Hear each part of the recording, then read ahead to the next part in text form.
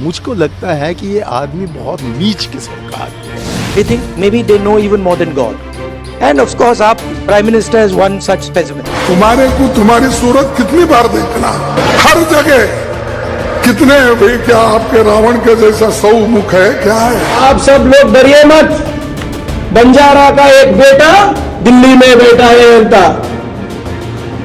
ऐसा नालायक बेटा तो कैसा होता, घर कैसे चलेगा? तो क्या राहुल गांधी फिर से नफरत की दुकान छोड़कर मोहब्बत की दुकान खोलने में लग गए हैं?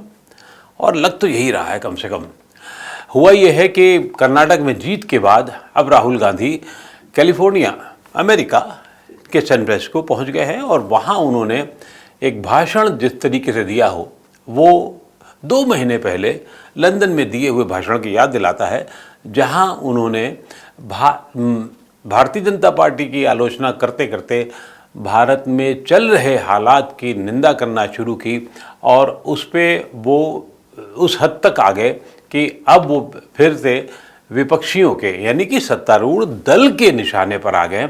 और सत्तारूढ़ दल पे ही नहीं बल्कि देश में रहने वाले लोगों के निशाने होता आम तौर पे ये है कि जब भी कोई नेता बयान देता है तो ये सोच के देता है कि उसका असर क्या होगा।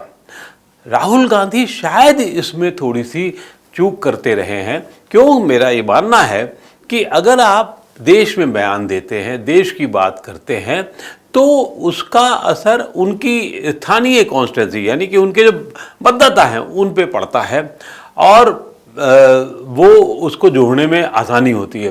लेकिन अगर आप विदेश में बयान देते हैं और वो भारत विरोधी बयान ट्रीट किया जाता है तो वो बयान जो है फिर उससे दिक्कत होती है।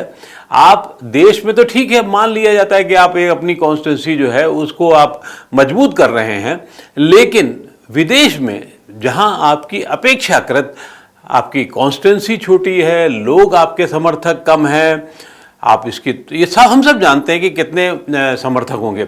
इस समय जब मोदी का समर्थन विश्व के स्तर पर बड़े स्तर पर हो रहा हो तो वहाँ जब आप बयान देते हैं तो मुश्किल होती है। स्थानीय जो भारतीय लोग हैं उनको लिए मुश्किल आ सकती है। आप जब ये कहते हैं कि भारत में नफ़रत की दुकान चल रही है, आप ठीक है जीत रहे हैं, आपने अपना तर्क है कि आप यहाँ नफ़रत फैलाई जा रही है, लेकिन आप उसको यहीं पर कहें तो ज़्यादा अच्छा होता है। उन्होंने अभी 15 घंटे की यात्रा की यहाँ से और सीधे जाके जो बयान दिया है जो कि इंडियन ओवरसीज़ के आयोजन हो रहे हैं वहाँ पर उनके, और वहाँ बयान उन्होंने बहुत सारे दिए और उन बयानों में एक तरीके से उन्होंने मोदी का मजाक उड़ाया। जो उनका वीडियो चल रहा है वो आप देख सकते हैं। उसमें तो उन्होंने ये तक कह दिया कि यहाँ तो अगर वो भगवान के बगल में मोदी बैठ जाएं तो भगवान कंफ्यूज हो जाए कि मैंने कैसा आदमी बनाया। That we have a group of people in India who are absolutely convinced they know everything. In fact, I think they think maybe they know even more than God. They could sit down with God and have a conversation and explain to him, about what is going on.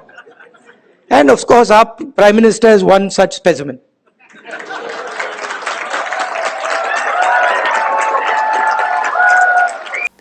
आप किसकी निंदा कर रहे हैं? ये प्रधानमंत्री की निंदा कर रहे हैं।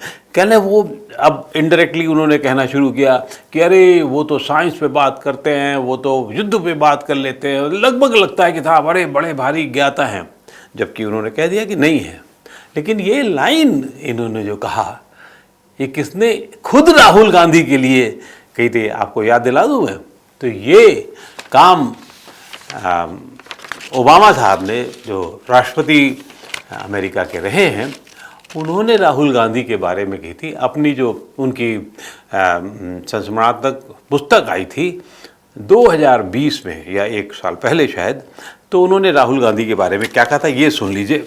ये ज़्यादा इम्पोर्टेंट है, ज़्यादा महत्वपूर्ण है। ओबामा ने कहा कि he has a nervous unformed quality about him as if he were a student who would done the coursework and was eager to impress the teacher, but deep down lacked either the aptitude or the passion to master the subject, यानी कि उस subject वो दिखाते बहुत ज़्यादा हैं कि उन्हें ज्ञान बहुत है और उत्साही होते हैं, लेकिन उनमें घबराहट है, असंतुलित हैं वो, और साथ साथ वो टीचर को प्रभावित करने के लिए कोशिश करते हैं, जबकि उनकी तैयारी उतनी नहीं होती है।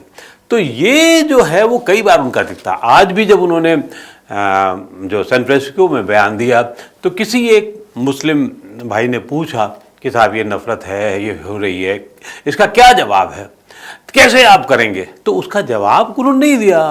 उन्होंने कहा नहीं वो सिर्फ मुस्लिम के खिलाफ नहीं है, वो दलितों के खिलाफ भी है, वो अन्य वर्गों के खिलाफ भी है, महिलाओं के खिलाफ भी है, सिखों के खिलाफ भी है। तो पूरे देश के खिलाफ है क्या वो? ऐसा है नहीं।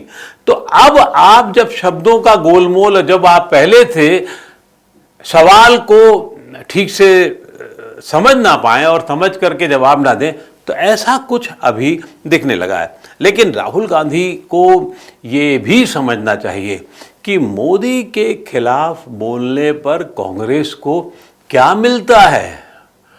अब आप याद कर लीजिए, 2007 से याद कर लीजिए, जब मिसेस सोनिया गांधी ने उनको मौत का सौदागर कहा था उनके लिए, और तब हुआ क्या था? मौत के सौदागर कहने में, क्यों गुजरात चुनाव की बात है मेरे ख्याल से, हाँ, तब उन्होंने कहा था, और तब वहां सिर्फ गुजरात में कांग्रेस को 59 सीटें मिली थी, सिर्फ 59।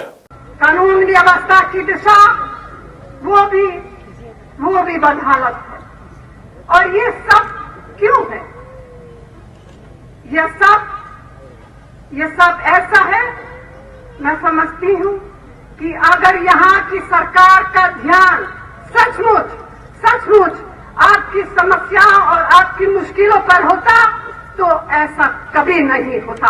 फिर नीच इंसान बयान आ गया था। एक बहुत बड़ा इमारत यहाँ उसका उद्घाटन हो रहा है।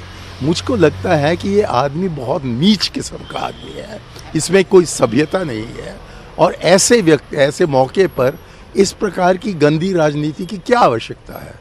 चौकीदार चोर एक चर्चित बयान रहा है, वो नुकसान कर गया। और उससे ताजा अभी का गुजरात में जब रावण कह दिया गया था मोदी को, तो क्या स्थिति हुई थी? कांग्रेस की हार हुई थी।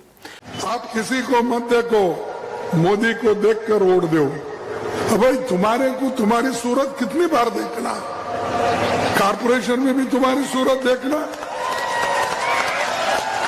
एमएलए इलेक्शन में तुम्हारी सूरत देखना, एमपी इलेक्शन में भी तुम्हारी सूरत देखना, हर जगह कितने भाई, क्या आपके रावण के जैसा 100 मुख है, क्या है, समझ में नहीं आता मुझे।